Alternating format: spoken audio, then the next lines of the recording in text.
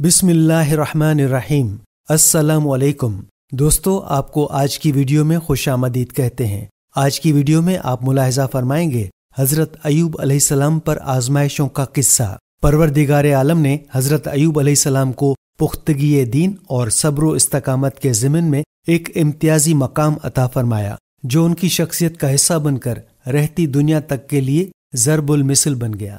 ان کے صبر و شکر کی قرآن کریم نے مدحت کی اور ان کی کمال صبر پر مہر تصدیق ثبت کر دی۔ فرمایا ترجمہ: بے شک ہم نے ان کو بڑا صابر پایا، اچھے بندے تھے اور اللہ کی طرف بہت رجوع کرنے والے تھے۔ سورہ صاد آیت نمبر 44۔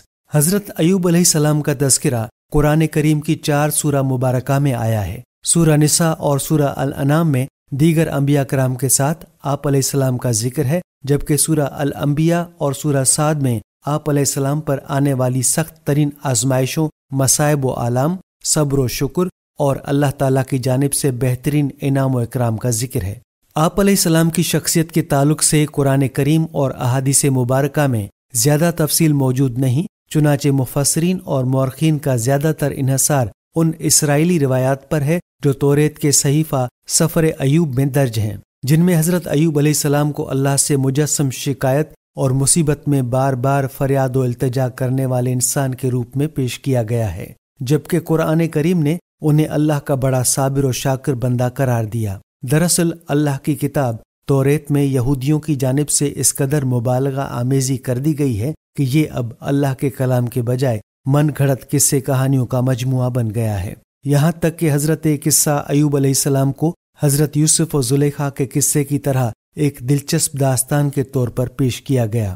حضرت ایوب علیہ السلام کو جب اللہ تعالیٰ نے شدید بیماری کے سبب آزمائش میں مبتلا فرمایا تو ایک موقع پر آپ علیہ السلام نے اپنے رب کو پکارا کہ مجھے شیطان نے رنج و دکھ پہنچایا ہے۔ سورہ صاد آیت نمبر 41۔ بعض مفسرین نے شیطان کے رنج و دکھ پہنچانے کی بات کو توریت کے صحیفہ سفر ایوب میں بیان کردہ ایک خود ساختہ واقعے سے منسلک کر دیا ہے۔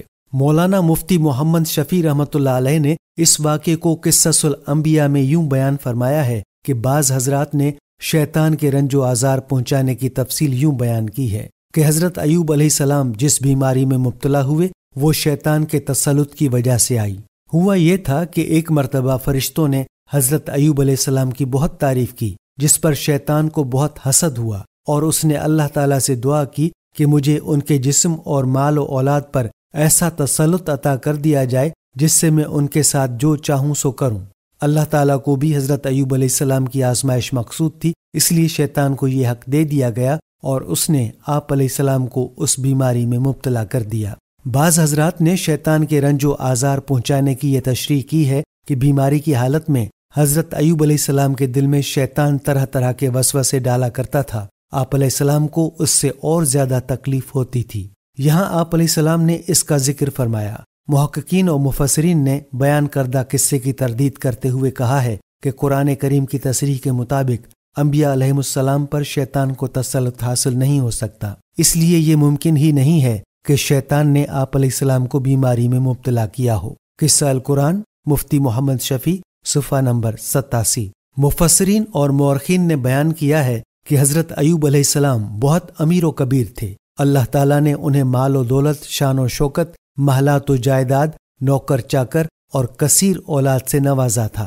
حضرت عبداللہ بن مسعود رضی اللہ تعالیٰ عنہ سے روایت ہے کہ حضرت ایوب علیہ السلام کے 7 لڑکے اور 7 لڑکیاں تھیں، جو سب آپ علیہ السلام پر آنے والی آزمائش کے دنوں میں انتقال کر گئے۔ جب اللہ نے ان کی آزمائش ختم کی تو انہیں مزید اولاد عطا فرمائی۔ روایات کے مطابق ان کی تعداد 27 تھی۔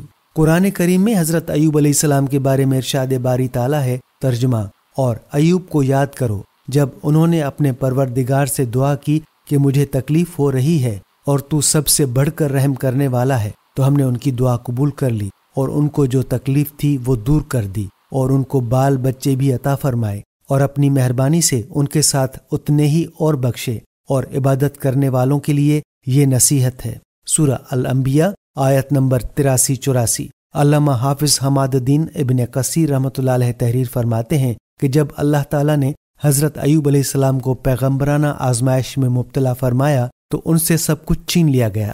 حتیٰ کہ طرح طرح کی بیماریاں لاحق ہو گئیں اور جسم کا کوئی عضو صحیح سالم نہ رہا سوائے دل و زبان کے، جن سے وہ ہر وقت اللہ کا ذکر کرتے رہتے اور نہایت صبر کے ساتھ مصروف عبادت رہتے۔ پھر ان کا مرض اتنا طویل ہو گیا کہ کوئی ہم نشین بھی ساتھ نہ بیٹھتا تھا، دوست احباب بھی وحشت کرتے، یہاں تک کہ انہیں شہر سے باہر ایک مقام پر ڈال دیا گیا۔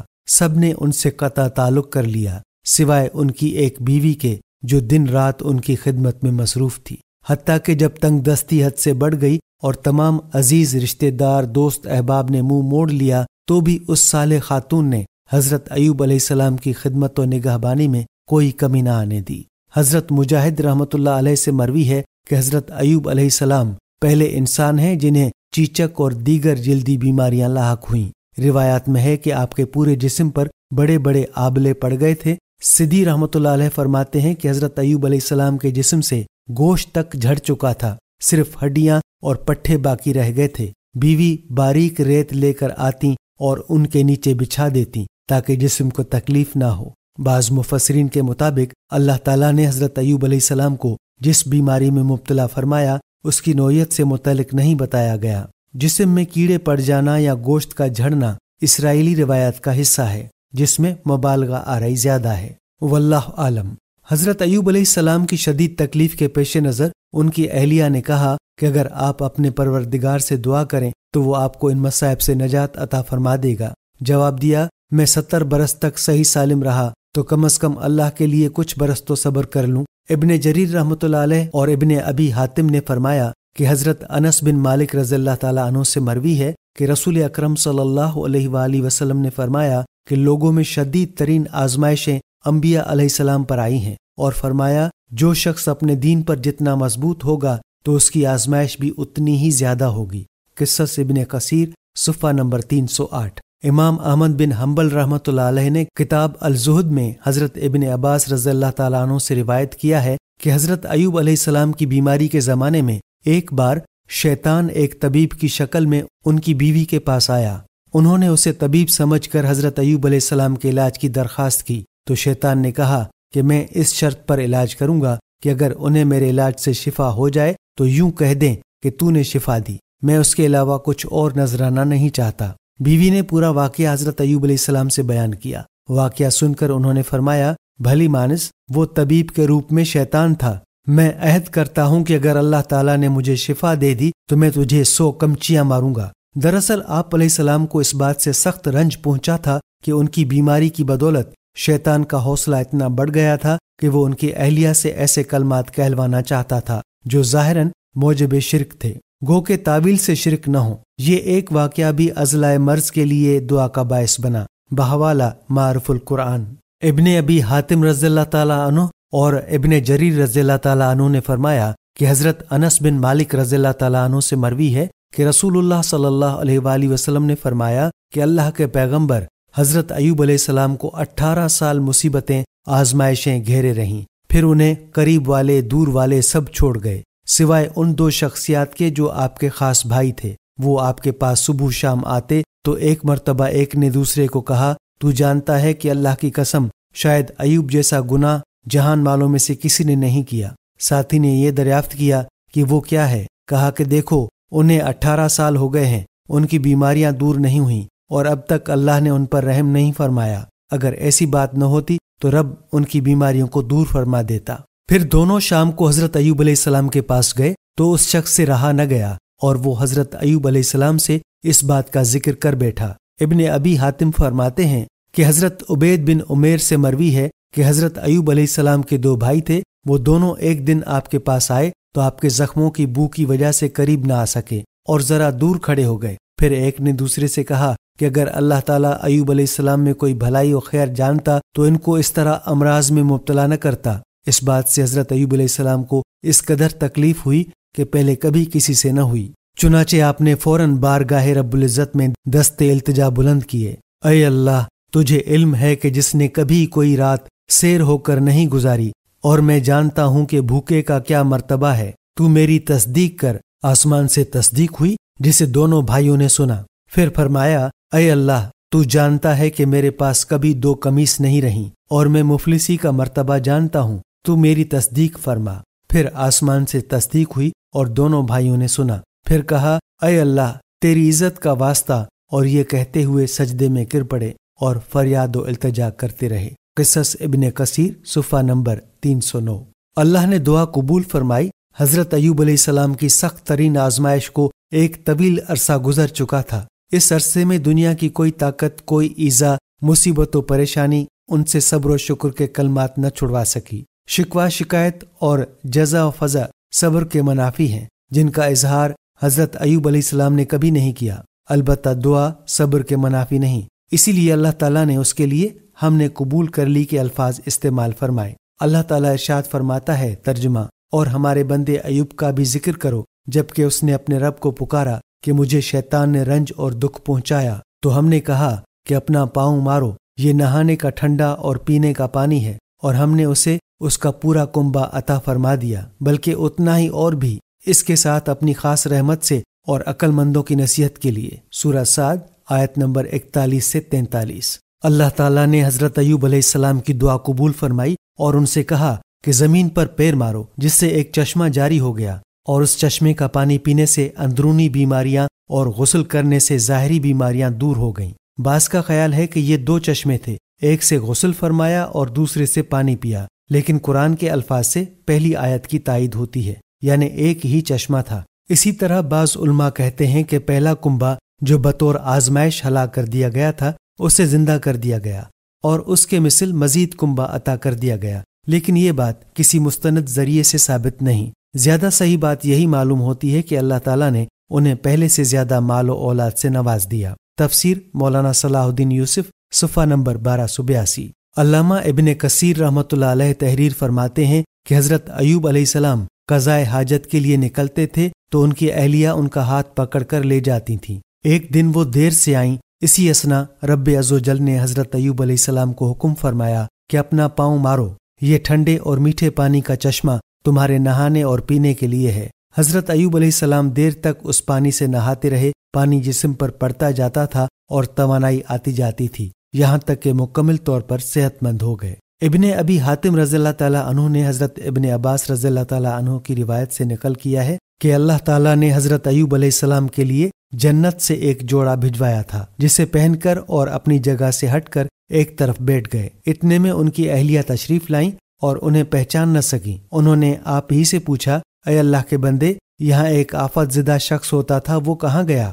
حضرت ایوب علیہ السلام نے فرمایا، میں ہی ایوب ہوں۔ انہوں نے عرض کیا، اے اللہ کے بندے، آپ مجھ سے مذاق کرتے ہیں؟ حضرت ایوب علیہ السلام نے کہا، میں ہی ایوب ہوں، میرے پروردگار نے مجھے میرا جسم لوٹا دیا۔ قصص ابن کثیر صفحہ نمبر 310۔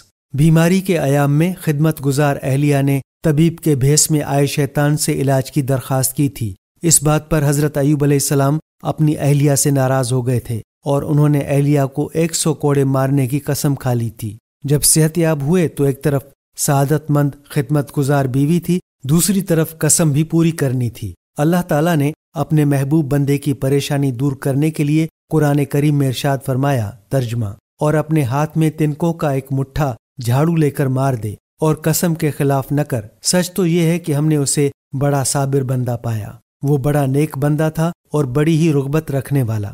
سورہ صاد آیت نمبر 44۔ حضرت ضحاک رضی اللہ تعالیٰ عنہ حضرت ابن عباس رضی اللہ تعالیٰ عنہ سے روایت کرتے ہیں کہ اللہ نے ان کی اس بیوی کو ان کی جوانی واپس لوٹا دی تھی، بلکہ پہلے سے کہیں زیادہ دوشیزگی عطا فرمائی تھی۔ پھر ان سے حضرت ایوب علیہ السلام کے 26 بچے پیدا ہوئے۔ حضرت ایوب علیہ السلام کی ان خدمت گزار اہلیہ کے نام پر مورخین میں اختلاف ہے۔ کسی نے ان کا نام لیا بنت میشا ابن یوسف لکھا ہے تو کسی نے رحمت بنت افراہیم بن یوسف علیہ السلام لکھا ہے، واللہ عالم۔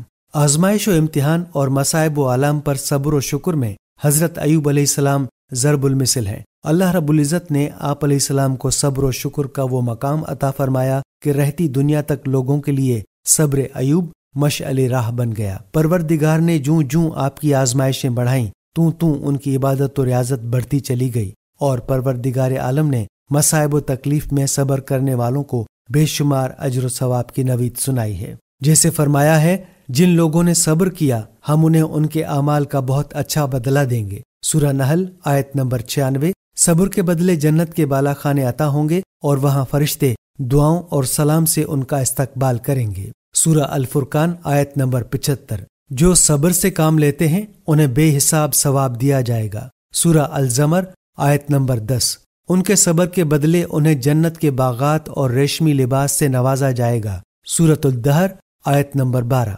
नाजरीन, हम ये उम्मीद करते हैं कि आपको हमारी आज की ये वीडियो जरूर पसंद आई होगी। अगर आपको हमारी आज की ये वीडियो पसंद आई है तो आपसे गुजारिश करते हैं कि आप हमारे चैनल दस्तूर हयात को जरूर सब्सक्राइब कर लें और साथ ही लगे बेल के बटन को भी प्रेस कर लें ताकि आपके पास हमारी आने वाली मजीद मालूमाती वीडियोस का नोटिफिकेशन बर वक्त मिलता रहे। सब्सक्राइब के साथ साथ हमारी वीडियो को लाइक भी करें और अपनी कीमती राय का इजहार कमेंट्स में जरूर करें। नाजरीन, हमारे चैनल दस्तूर हयात को इसी तरह से देखते रहिए। हम फिर हाजिर होंगे एक नए मौजू के साथ। अल्लाह ताला आपका और हमारा हामी और नासिर हो। आमीन।